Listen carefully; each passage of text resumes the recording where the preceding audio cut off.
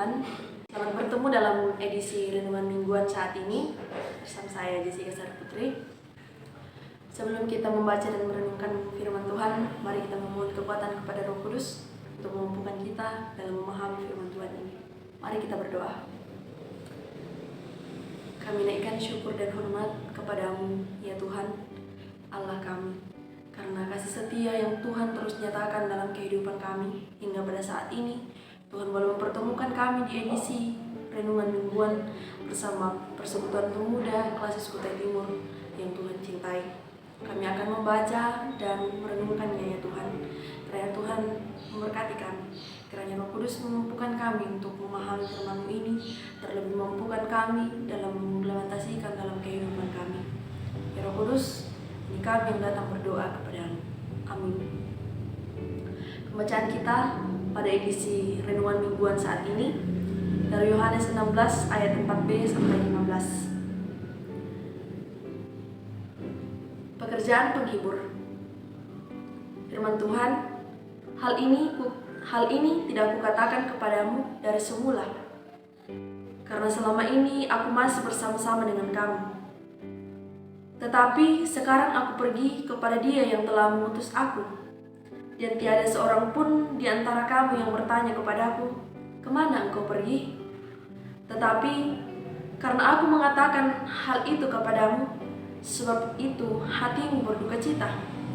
Namun benar yang kukatakan ini kepadamu adalah lebih berguna bagi kamu jika aku pergi. Sebab jikalau aku tidak pergi, penghibur itu tidak akan datang kepadamu.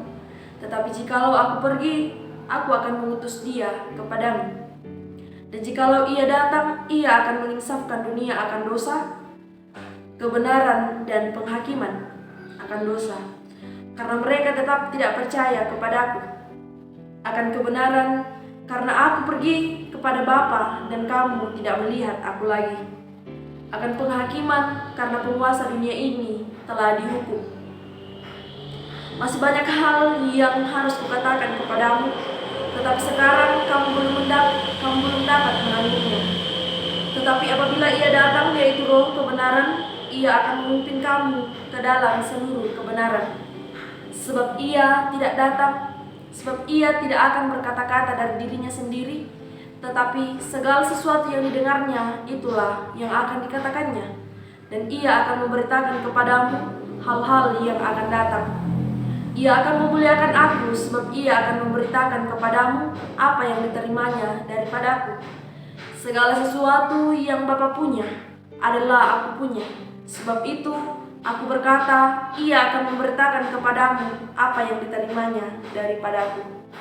Demikianlah firman Tuhan yang dapat kita baca pada edisi Renungan Mingguan saat ini, yang kemudian disimpulkan dalam satu tema, yaitu Roh Kudus menginsafkan, atau dalam bahasa Toraja, Penawasallo Umpamalasai.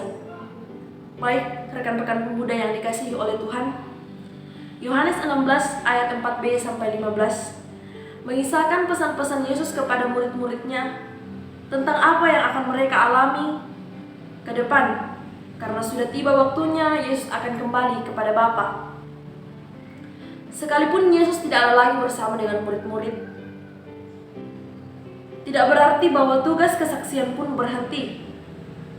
Murid-murid akan melanjutkan tugas ini, tetapi tidak berarti bahwa mereka sendiri, Roh Kudus atau Roh Penghibur, akan datang menemani mereka dalam melaksanakan tugas panggilan di dunia ini.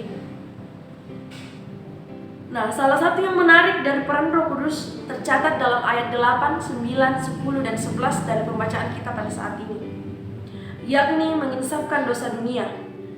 Teks ini juga berbicara bagaimana relasi antara Bapa, Anak, dan Roh Kudus, atau yang biasa kita sebut Trinitas, yang tidak dapat dipisahkan satu dengan yang lain. Misi Bapa juga adalah misi Yesus Kristus dan juga misi Roh Kudus. Ada 3 poin yang akan kita renungkan bersama-sama dalam renungan mingguan ini. Yang pertama adalah kuasa yang tak terbatas.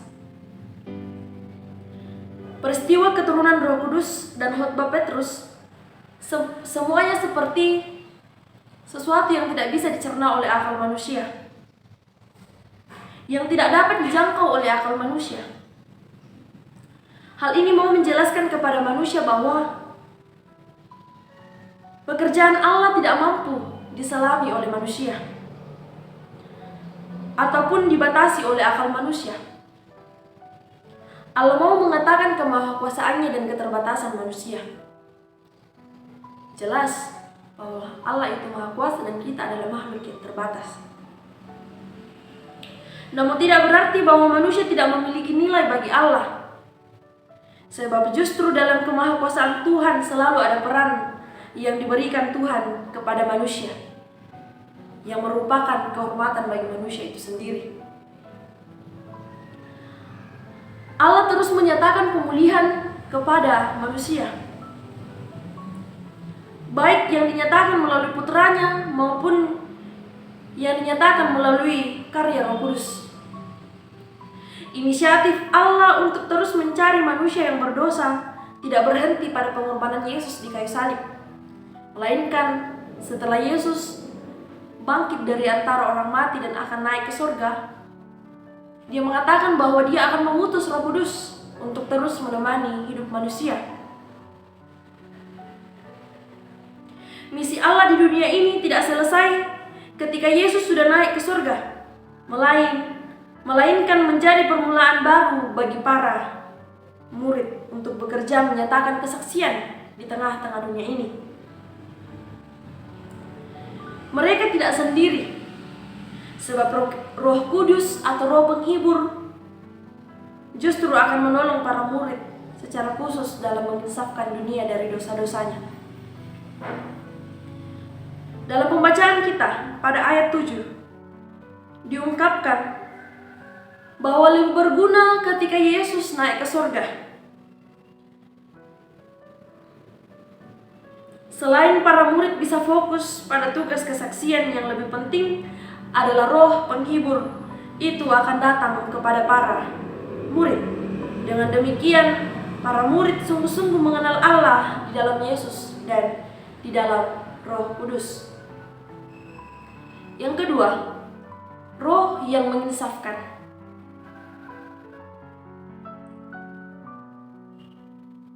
Kata pneuma menunjuk pada Roh Kudus atau Roh Penghibur dalam peran yang berbeda. Dalam Kisah Para Rasul nampak peran Roh Kudus mengubahkan hati semua orang, baik yang menyaksikan maupun para murid yang dihinggapi Roh. Para murid yang selama ini ragu, kurang percaya, takut dan hanya berfokus pada diri mereka sendiri, oleh karya Roh Kudus mengalami perubahan dan memiliki semangat keberanian menyerukan kebenaran tentang Yesus dan menunjukkan kesalahan mereka yang menolak Yesus. Bahkan menyerukan seruan pertobatan supaya mereka insaf. Hal ini juga telah dikatakan oleh Yesus sebelumnya kepada murid-muridnya, bahwa peran Roh Kudus adalah menginsafkan orang dari dosa-dosanya, dari kesalahan-kesalahannya. Dalam Kamus Besar Bahasa Indonesia, insaf adalah sadar akan kekeliruannya dan bertekad untuk memperbaiki diri. Jadi bagian terpenting dari menginsafkan adalah menunjukkan kesalahan seseorang, lalu mereka menyadari dan mau memperbaiki diri. Pekerjaan ini tidaklah mudah, karena itulah peran Roh Kudus sangat penting dalam kehidupan kita. Lalu yang ketiga, buah dari keinsafan. Pekerjaan Roh Kudus akan dinampakkan oleh para murid, orang-orang percaya, dan juga jemaat saat ini. Bukan hanya murid-murid Yesus, melainkan kita yang ada pada saat ini. Tugas kita lah yang harus menunjukkan pekerjaan Roh Kudus.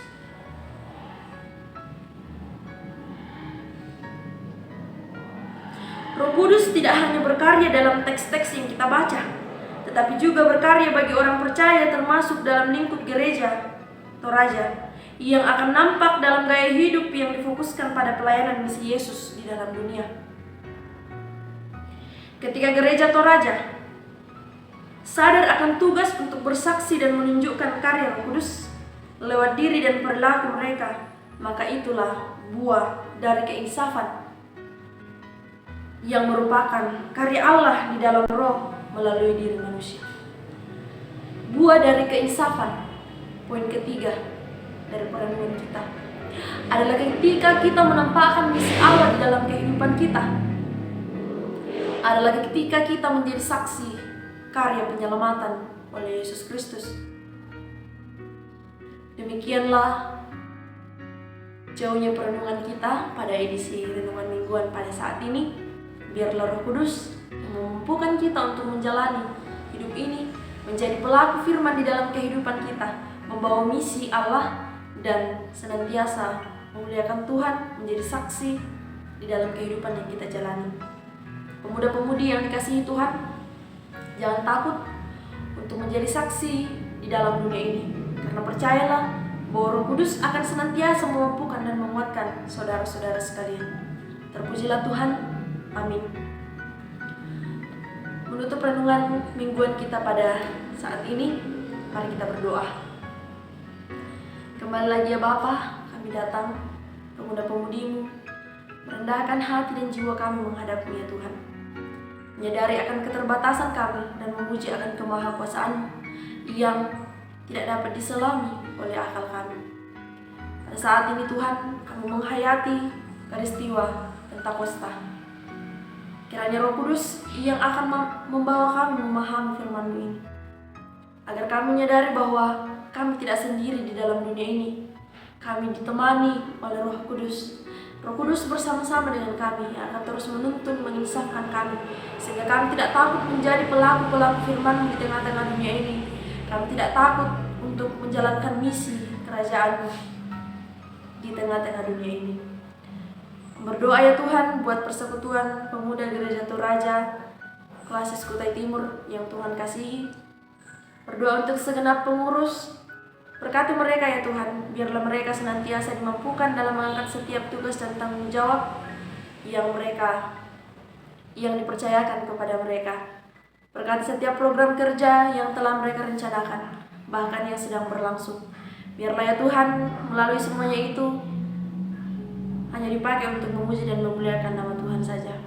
Bapa di dalam kerajaan surga, inilah yang menjadi doa kami. Ampuni salah dan dosa kami, karena kami datang berdoa melalui anak-Mu Yesus Kristus. Itulah Tuhan dan Juru Selamat kami yang hidup. Amin. Demikianlah renungan mingguan kita pada saat ini. Selamat kepada kita sekalian dan salam PPGT.